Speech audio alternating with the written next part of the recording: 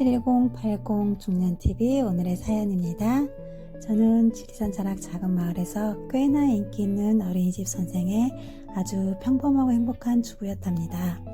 제가 행복해서인지 아이들에게도 행복바이러스라는 별명의 선생으로 유명했죠. 그런데 언제부턴가 저의 이런 행복에 금이 가기 시작했는데요. 바로 전 남편이 다른 여자를 만나면서부터였습니다. 걸핏하면 싸우기 일쑤였고 급기야 저는 집을 얻어 전 남편 곁을 떠나게 되었고 그 사이 남편은 그 여자를 저와 살던 집으로 데리고 들어왔습니다. 어린이집에서 알게 될까봐 비밀로 하던 일들이 소문이 나기 시작하면서 저는 점점 위축되고 소외되면서 제 안에 저를 가두고 모든 게 내 잘못인 양 고개를 들고 다닐 수가 없게 되었습니다. 잘못은 제가 한 게 아닌데 세상은 여자가 어떻게 했길래 남편이 바람을 피워? 로 단정지어 버리더군요. 너무 힘들었던 저는 누군가 의논하지 않으면 죽을 것만 같았습니다. 여행과 등산이 좋다고 해서 시작했지만 그것도 잠시 다시 또다시 외로움이 찾아오고 패배자라는 생각에 참을 수가 없었습니다.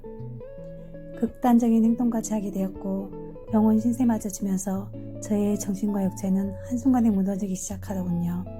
이런 저를 보고 친구가 추천한 것이 바로 인터넷 중년 모임 사이트였습니다. 그곳에서 저는 그 남자를 운명처럼 만났습니다. 혼자 지내지는 오래되었지만 아이들을 키우다 보니 그동안 정신이 없었고 이제야 뒤돌아보니 인생이 너무 허무하고 자기 삶이 불쌍해서 이젠 좋은 친구를 만나고 싶다는 그 사람의 진심 어린 편지가 제 마음을 흔들기 시작했습니다. 사랑 타령은 피 끓는 청춘들이라 하는 짓이라고 생각했던 저는 처음으로 중년에도 이렇게 가슴이 뛸 수 있고 죽음도 두렵지 않는 사랑이 가능하구나 하는 것을 알게 되었습니다. 그야말로 눈에 콩깍지가 씌어 그 사람의 모든 것이 좋아 보였습니다. 그 사람에게서는 항상 광채가 나고 있었으며 손가락 하나까지도 사랑스러운 그런 사람이었습니다. 그렇게 만남이 시작된 지 4개월 만에 저는 그 사람이 사는 집으로 들어가게 되었습니다.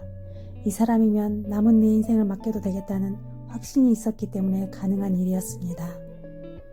그런데 어느 날 동네 할머니가 저에게 그 전 애기 엄마는 건강하냐고 묻더군요. 나중에 알고 보니 그 집에서 다른 여자랑 몇 달 전까지 함께 살았다고 했습니다. 사연이 있겠지 싶어 어떻게 된 일이냐고 물었더니 알아서 좋을 게 없을 것 같다 그랬고 이미 끝난 일이라 미안하다고 하더군요. 생각해보니 그 많은 시간 남자가 성기능에 이상이 없지 않고서야 어떻게 혼자 살았겠나 싶었고 다 지난 일이고 또한 본초도 아니고 중간에 만난 여자인데 헤어졌으니 다시는 안 만나면 그만이지 싶어 이해하고 넘어갔습니다. 그렇게 작은 사건이 마무리되고 한 달이 지났습니다. 그 남자가 갑자기 회사가 어려워 고액 연봉자인 자기가 회사를 그만둬야 할 것 같다고 하더군요. 상황을 모르니 딱히 말릴 방법도 없어서 그러라고 천천히 다른 곳 찾아보자고 하고 퇴사를 했습니다. 그렇게 회사를 그만두고 저는 그 사람의 차 할부금이며 핸드폰 요금이며 집의 공과금까지 모두 책임지게 되었습니다. 그래도 금방 취직이 될 거라 믿었기에 불만도 없었습니다. 그러던 어느 날 그 남자가 선배가 회사를 인수받으라고 해서 그것을 해봐야 할 것 같아 자금을 알아보는 중이라며 심각하게 고민을 털어놓더군요. 자신 있냐고 물었더니 인수 자금만 있으면 문제 없다고 했습니다. 저는 그 사람과 평생을 같이 하기로 마음먹었고 그 사람이 너무나 좋았기에 어디 가서 그 사람이 기죽는 게 정말 싫었습니다. 그래서 제가 가지고 있던 상가 건물을 팔아 그 사람 사업 자금으로 빌려주었습니다. 그렇게 내가 가지고 있던 돈은 내가 그 사람을 사랑하는 동안 자연스레 그 사람 수중으로 물 흐르듯 흘러들어가기 시작했습니다. 하지만 웬일인지 그 사람은 생활비는 한 푼도 주지 않았습니다.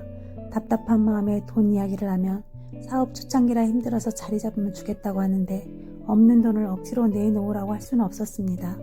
그리고 내가 돈 걱정을 하면 그 남자는 항상 이야기합니다.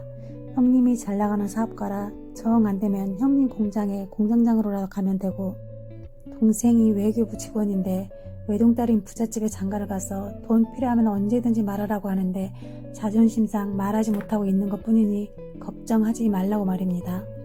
그리고 조카가 청와대 경호인인데 조카를 걸고 맹세하니까 제발 자기를 믿고 기다려달라는 것이었습니다. 그래도 내가 걱정을 하는 날이면 그 사람은 또 다른 이야기를 합니다. 외할머니께서 돌아가시면서 물려주신 부동산이 있는데 너무 덩어리가 커서 잘 나가지 않는다며 조금만 기다리면 그거라도 팔아 내가 투자한 자금은 다 돌려주겠노라 호언장담을 했습니다.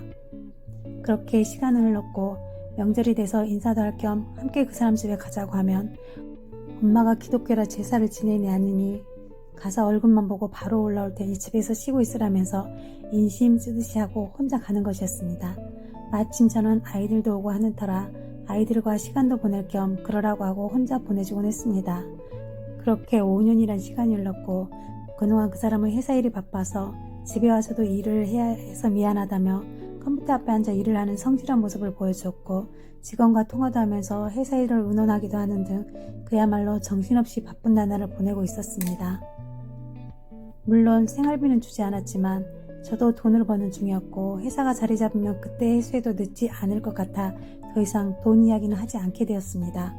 그 사람 아이들도 공무원 시험에 합격해 잘 다니고 있고 우리 아이들도 자리 잡고 잘 살고 있어서 우리 둘만 건강하게 잘 살면 될 것 같았습니다.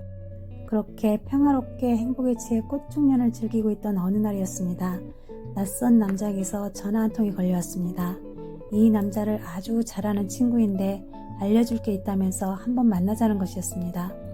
그 친구가 들려준 이야기를 들으면서 저는 정말 하늘이 무너진다는 게 이런 거구나 하는 생각을 하게 되었습니다.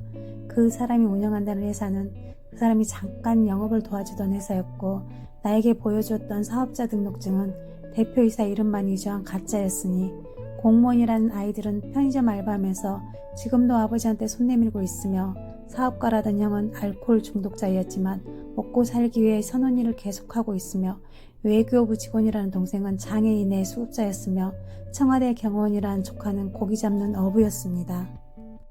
재산을 물려주었다던 할머니는 노름을 좋아해 노름빚만 잔뜩 남기고 돌아가셨으며 내가 빌려준 돈으로 그동안 아이들 용돈 주면서 잘 먹고 잘 살았는데 이제 돈이 다 떨어지니 절친인 자기한테도 사기를 치려고 한다는 것이었습니다. 그럼 그 많은 시간 동안 아침마다 새벽밥 먹고 출근해서 이 사람은 무엇을 한 것이냐고 물었더니 어이없게도 공원에서 자판기 커피로 끼니를 때우며 하루를 보냈다고 하더군요. 어이가 없었습니다. 땅이 꺼지고 하늘이 노랗고 머리는 백지가 되어버린 듯한 느낌이었습니다. 하지만 저는 그 상황에서도 그 남자가 걱정이 되었습니다. 그 많은 비밀을 안고 얼마나 힘들었을까? 지금 어디서 밥이라도 먹고 있는 걸까? 그리고 절친이란 그 남자가 고맙기는커녕 오히려 원망스러웠습니다. 진작에 친구를 좋은 방향으로 이끌던지 아니면 끝까지 비밀을 지키던지 하지 왜 이제 와서 자기가 뭔데 나를 생각하는 척 비밀을 털어놓는 걸까 하고 말입니다. 나한테 이런 말 하지 말았어야 하는 거 아니에요? 그 사람은 아직도 당신이 친구라고 생각하고 있을 텐데요. 이 사람이 친구를 잘못 둔 것 같네요. 라는 말을 남기고 덤덤하게 그 자리를 떠났습니다. 그날 밤 저는 처음으로 못하는 요리지만 정성을 다해 그럴싸한 저녁을 차려놓고 그 사람을 기다렸습니다. 내가 죽고 싶을 때 나를 구렁에서 건져준 사람인데 이 사람이 아니면 내가 이미 이 세상 사람이 아닐 수도 있는데 다시 태어났다 생각하고 이 사람하고 새롭게 시작해보자 라는 생각이었습니다. 사랑이란 이렇듯 사람을 바보로 만들기 딱 좋은 마법의 도구인가 봅니다. 그렇게 저는 그 사람을 용서했고 그 사람은 진심으로 잘못을 뉘우치고 평생 빚 갚는다는 심정으로 살겠다고 각서도 써주었습니다. 그렇게 그 사람은 새로운 일자리를 찾아 타 도시로 가게 되었고 저는 제 일이 있기에 서로 주말부부로 살면서 더욱더 애틋한 사랑을 키우고 있었습니다. 그런데 세상에는 비밀이 없나 봅니다. 지난번 나한테 이 사람의 비밀을 털어놓았던 그 남자가 다시 찾아왔더군요.